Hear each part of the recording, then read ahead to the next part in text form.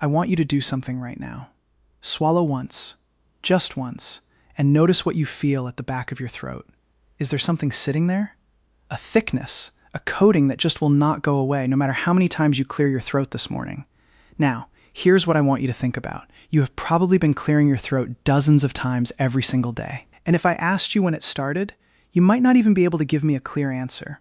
It crept up on you slowly. First, it was just mornings. Then it was all day. And now it is just part of your life. You carry water everywhere. You avoid certain foods.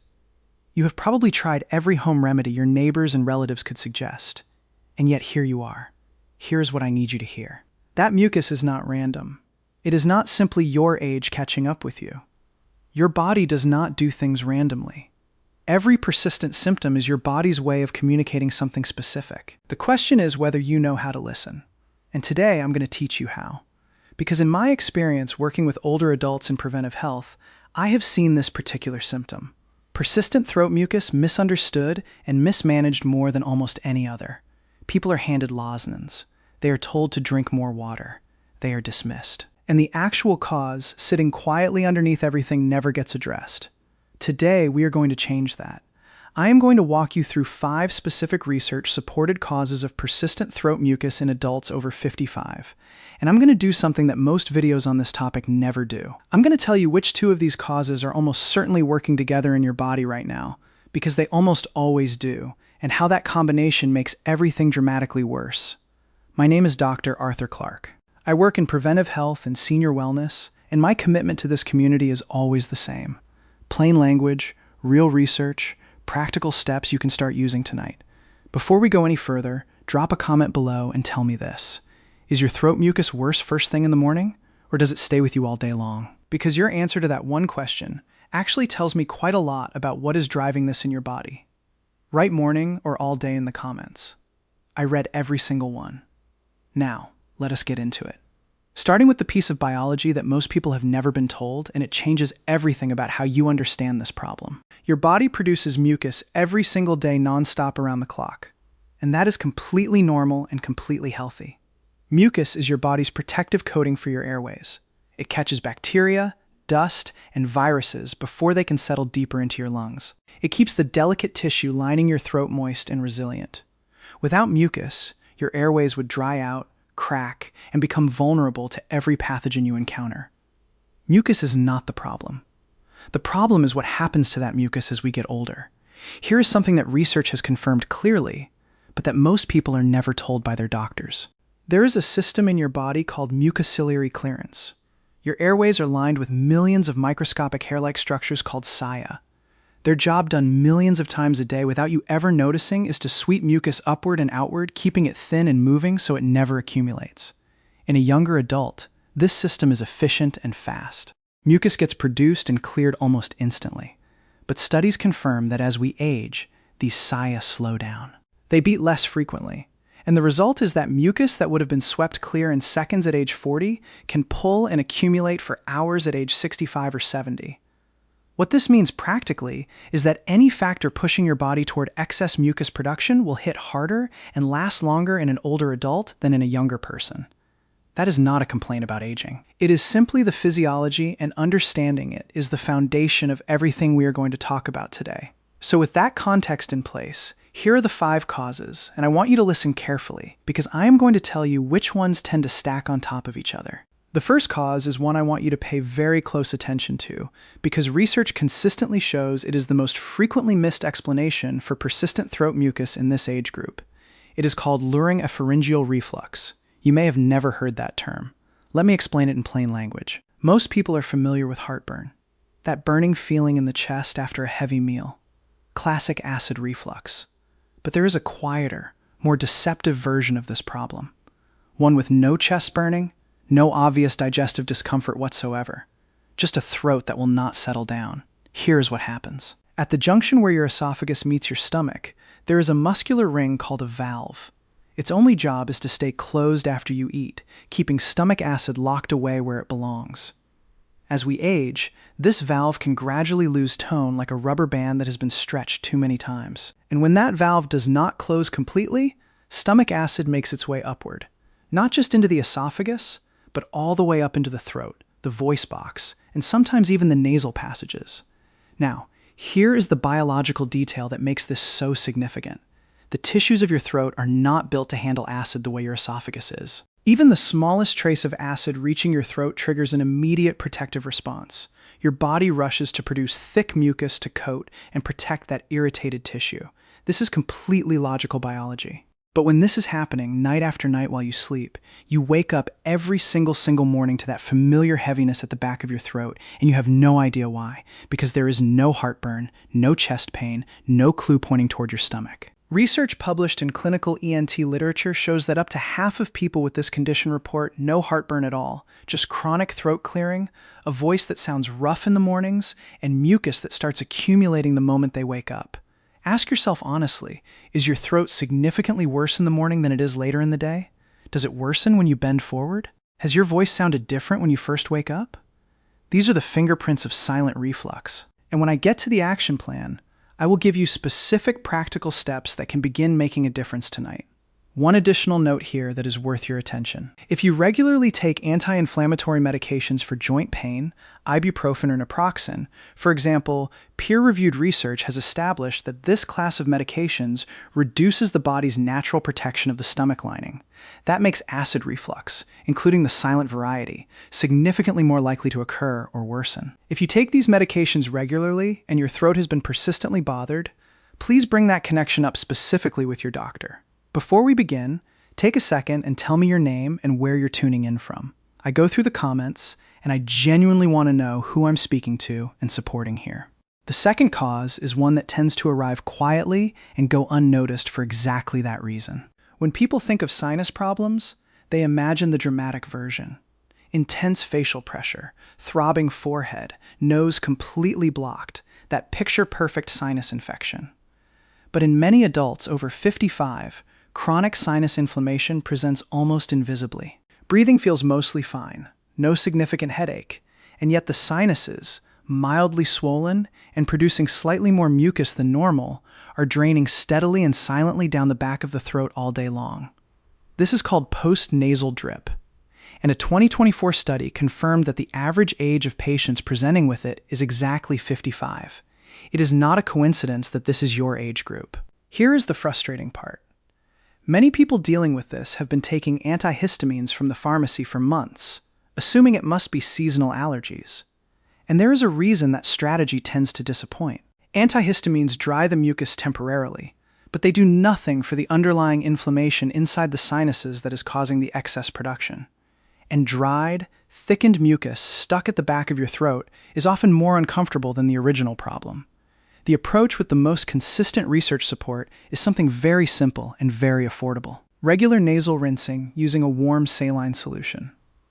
A 2025 clinical review published in the journal Medicina, which surveyed evidence across a wide range of sinusal conditions, concluded that nasal irrigation is an effective, safe, and low-cost strategy for treating and preventing upper respiratory tract diseases. And it is widely endorsed as an adjunctive treatment by ENT specialists internationally. High-volume saline rinses work by physically removing inflammatory mucus, reducing mucosal swelling, and improving the natural ciliary clearance function we talked about earlier. The very system that declines with age. The single most important word in all of that is consistency. 1 or 2 uses gives you 1 or 2 days of mild relief. Daily practice applied correctly produces cumulative, meaningful improvement.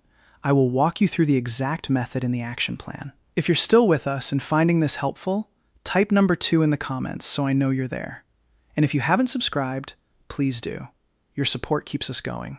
Now, because number 3 is where I see the most surprise on people's faces when I bring it up. Because when patients come in and we start talking through what might be causing their throat to behave this way, their medications, the ones they have been taking faithfully for months or years, are simply not something they think to question. There is a class of blood pressure medications called ACE inhibitors, angiotensin-converting enzyme inhibitors. These are prescribed millions of times every year. They are effective. They are well tolerated in most ways, and they serve a genuinely important purpose.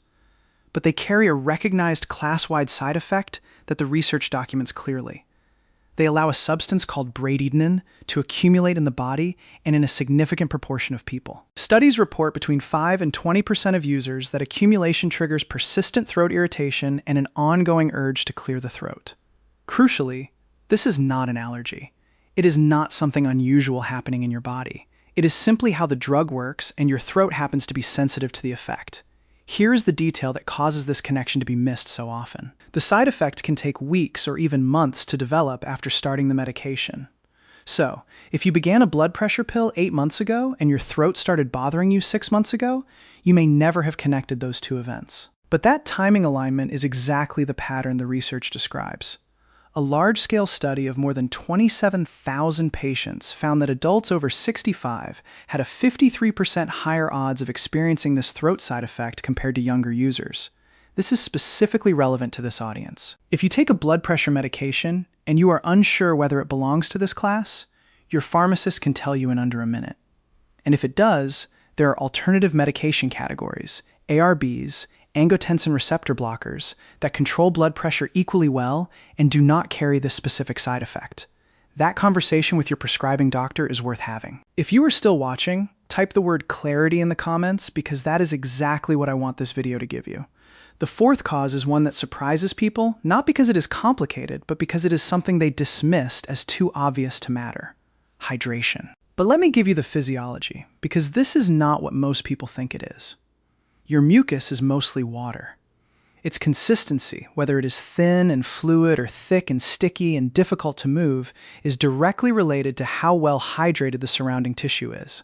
Here's the clearest way I can put it. Think of maple syrup fresh from the bottle versus maple syrup that has been sitting open overnight.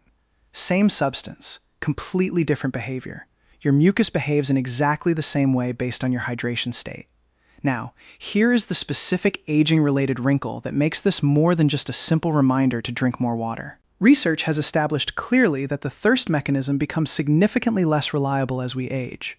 A younger adult feels thirsty well before they become meaningfully dehydrated. In older adults, that early warning system is blunted. You can be dehydrated enough to noticeably affect your mucus consistency and your daily comfort without feeling particularly thirsty at all. Waiting for thirst to prompt you to drink means you are consistently operating behind the curve. And a mildly dehydrated state maintained day after day keeps your mucus persistently thick and sticky in ways that amplify everything else we have discussed today. A practical fluid target referenced widely in clinical nutrition guidance is approximately 30 milliliters per kilogram of body weight per day from all sources. Water, herbal teas, soups, and water-rich foods all count toward that target. But the behavioral key is deliberate, consistent intake throughout the day, not catching up when you feel thirsty. If you're still watching and this helps, type number 4 in the comments. If you haven't subscribed yet, hit that button and the bell so you don't miss any future videos. The fifth cause is one that rarely gets discussed in videos like this one. And I think that is a significant gap, because for a meaningful portion of older adults dealing with persistent throat mucus, the root of the problem is not in the throat, not in the sinuses, and not in the stomach. It is in the gut. Here is what the research shows. Your digestive tract and your respiratory system share regulatory pathways through the immune system and the nervous system. The health of your gut microbiome, the trillions of bacteria living in your intestines, directly influences how reactive and how inflamed your upper airways are. When the balance of the gut microbiome is disrupted, a state researchers call dysbiosis, it can activate immune responses that promote mucus overproduction in the airways. Not because there is anything physically wrong with your throat, but because the gut is sending inflammatory signals that the respiratory system responds to. This connection, sometimes called the gut-lung axis, is an active and growing area of clinical research. Multiple peer-reviewed studies, including research published in the American Journal of Respiratory and Critical Care Medicine and the Journal of Allergy and Clinical Immunology, have confirmed that gut microbiome disruption can trigger immune responses that promote airway inflammation. Animal model studies have gone further.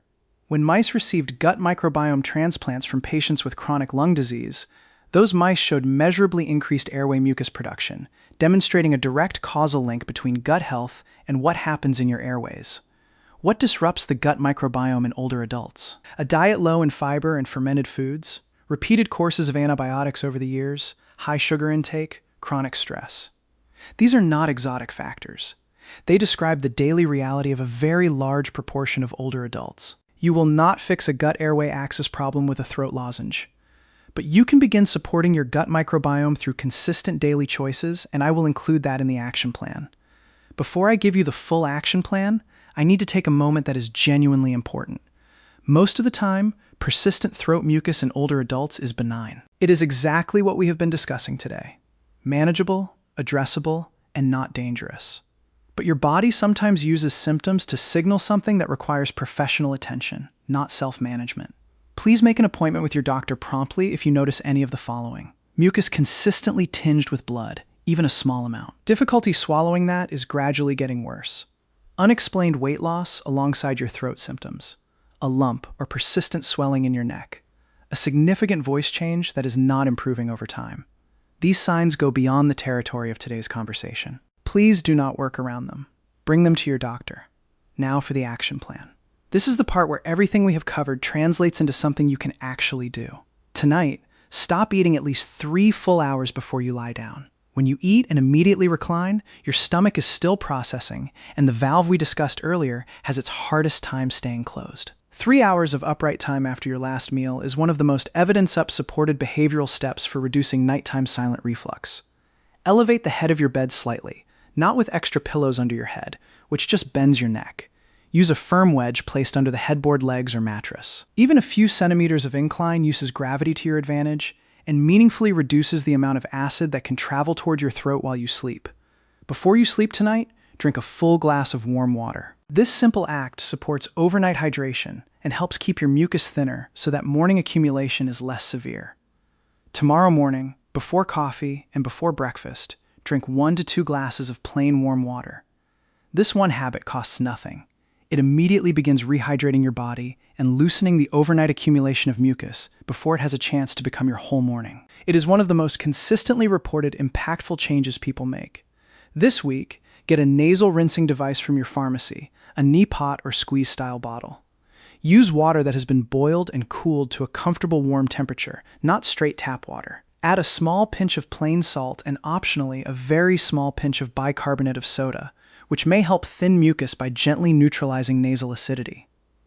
Use it once daily, preferably in the morning. Give it 2 full weeks of consistent daily use before you judge whether it is helping. Consistency is what separates the people who say it worked from the people who say it did not. Make an appointment specifically to review your medication list in relation to your throat symptoms. Come with the timeline written down. When did your throat symptoms start? When did you last start or change a medication? Bring that chronology. If you take a blood pressure medication, ask directly whether it is an ACCE inhibitor and whether an alternative in the ARB class might be appropriate for you. To begin supporting your gut-airway connection, add 1 small daily serving of a fermented food to your routine. Plain yogurt with live cultures, care, a small portion of kimchi or sauerkraut. These choices begin to diversify and support the gut microbiome in ways that research links to reduced airway inflammation over time. This is a long-term strategy, not an overnight fix, but long-term strategies are the ones that actually change your baseline. Set hydration reminders. Keep water accessible in every room where you spend time, and eat more water-rich whole foods, cucumbers, watermelons, soups, herbal teas. Your mucus will thank you within days. A quick word on popular home remedies because I know you have tried some of them. Honey is genuinely soothing for irritated throat tissue. It is not harmful and can calm symptoms temporarily, but it does not address any of the 5 causes we discussed today. Dairy does not create mucus from nothing. The science does not support that, but some individuals find that dairy proteins create a sensation of increased thickness in existing mucus. If you notice a consistent pattern, a 2 to 3 week reduction trial is worthwhile. Apple cider vinegar is a popular suggestion online, but for anyone with silent reflux, introducing additional acid into the system can actually aggravate the problem. Please be cautious there. Here's what I want you to walk away with today. That persistent mucus coating the back of your throat has a reason. 5 possible reasons, actually. And most people living with this problem have never had a single one of them explained properly. Silent reflux happening quietly while you sleep with no heartburn to warn you. Post-nasal drip from low-level chronic sinus inflammation that never announces itself dramatically. Medication-related throat irritation. specifically from ACCE inhibitors developing months after starting a medication and never getting connected. Chronic mild dehydration running just below the level that triggers obvious thirst and gut microbiome disruption, sending inflammatory signals your airways are responding to. None of these require you to simply accept a life of constant throat clearing. Each one has a practical evidence-grounded response, and none of the first steps require a prescription or specialist. They require some knowledge, some consistency, and a willingness to treat your symptoms as a signal worth responding to rather than a nuisance to manage. If someone has ever told you that this is just getting older, I hope today gave you a different lens because you are not just aging. You are dealing with specific, identifiable, addressable physiology, and you deserve to know that. Make sure you are subscribed and have notifications turned on. I have a video coming very soon on exactly how gut health connects to the chronic inflammation patterns that drive some of the most common complaints I hear from adults in this age group. That is a conversation you will not want to miss. If this video gave you something genuinely useful today, would you share it with one person who has been quietly dealing with the same problem? That one share cost you nothing and could genuinely shift how that person understands their own body. And before you go, tell me in the comments which of these 5 causes surprised you the most and how long have you been dealing with this? I read every comment personally. This is a real conversation and your experience matters here. Take care of yourself.